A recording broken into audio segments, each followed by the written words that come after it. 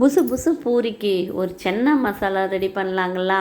ஆமாங்க. இப்போ இந்த ஹோட்டல் ஸ்டைலில் நம்ம ஸ்டைல்லையும் போட்டு ஒரு சென்னா மசாலா தாங்க பார்க்க போகிறோம். Hello friends, welcome to my channel.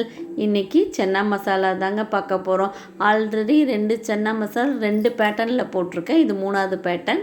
இது பார்த்துக்கோங்க. அப்புறம் தேங்காய் வந்து ஒரு ஜாரில் போட்டுட்டு பட்டை லவங்கம் 2 போட்டு ஏலக்காய் 2 போட்டுட்டு ஒரு சுற்றி எடுத்துக்க போகிறேங்க.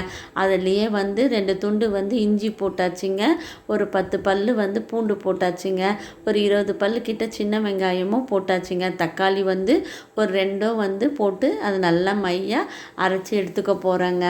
இது பேஸ்ட்டாக அரைச்சி எடுத்துக்க போகிறேங்க. அப்புறம் குக்கரில் வந்து ஒரு 2 ஸ்பூன் வந்து நல்லெண்ணெயும் 1 ஸ்பூன் வந்து தேங்காய் எண்ணெயும் ஊற்றிக்க போகிறேங்க. அதில் வந்து சோம்பு போட்டு தாளிச்சிட்டு பச்சை மிளகா வந்து ஒரு 3 போட்டு அதை தாளித்து எடுத்துக்க போகிறேங்க. அப்புறமா பெரிய வெங்காயம் பொடியாக நறுக்கிறதையும் ஒரு வெங்காயம் போட்டு அதை நல்லா வதக்கிக்க போகிறோங்க. வதக்கினதில் இந்த நம்ம அரைச்சி வச்சோம் இல்லைங்களா, வெங்காயம் பூண்டு இதெல்லாம் பச்சையாகவே இருக்குது இல்லைங்களா, அது பச்சை வாசனை போகிற வரையும் நல்லா வதக்கி எடுக்க வேண்டியதாங்க. அது கொஞ்சம் கொஞ்சமாக எண்ணெய் ஊற்றி அதை வதக்கணும்னா கொஞ்சம் ஈஸியாக வரும், அந்த ஃப்ளேவரும் வரும்ன்றதுனால லைட்டாக ஒரு அரை ஸ்பூன் வந்து 2 முறை ஊற்றி அதை வதக்கி எடுக்க போகிறேங்க. அந்த பச்சை வாசனை போன உடனே நம்ம மஞ்சள்தூள் போட்டு ஒரு கலக்கிக்கலாங்க. அப்புறமா தனியாத்தூள் 1 ஸ்பூன் போட்டு அதையும் நல்லா வதக்கின பின்னாடி ஒரு 2 ஸ்பூன் காரத்துக்கு தகுந்த மாதிரி மிளகாய் தூளும் அதில் போட்டாச்சுங்க.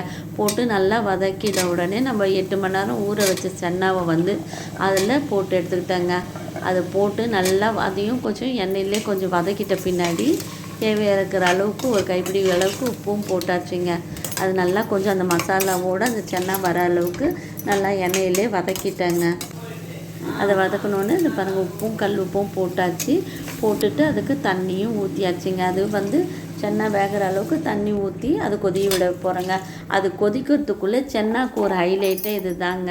சென்னா மசாலாவுக்கு வெறும் தேங்காய் இஞ்சி பூண்டு பேஸ்ட் போடுறது இல்லாமல் நம்ம சென்னாவே ஊற வச்ச சென்னாவே ஒரு கைப்பிடி எடுத்துகிட்டு அதில் முந்திரி பொட்டுக்கடலை அப்புறமா கொத்தமல்லி தண்டு இருக்குது இல்லைங்களா, அதையும் இதில் போட்டு அரைச்சிட்டு நம்ம இந்த மசாலாவை சேர்த்துக்க போகிறோங்க.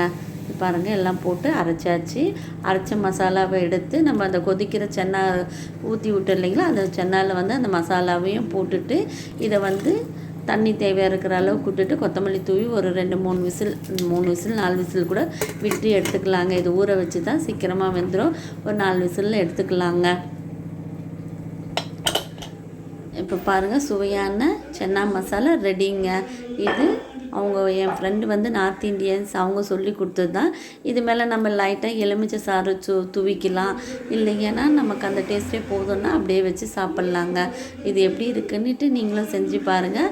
நான் இதோட ஆல்ரெடி சென்னா மசாலா 2 வகை போட்டிருக்கேன். இது 3வது வகை.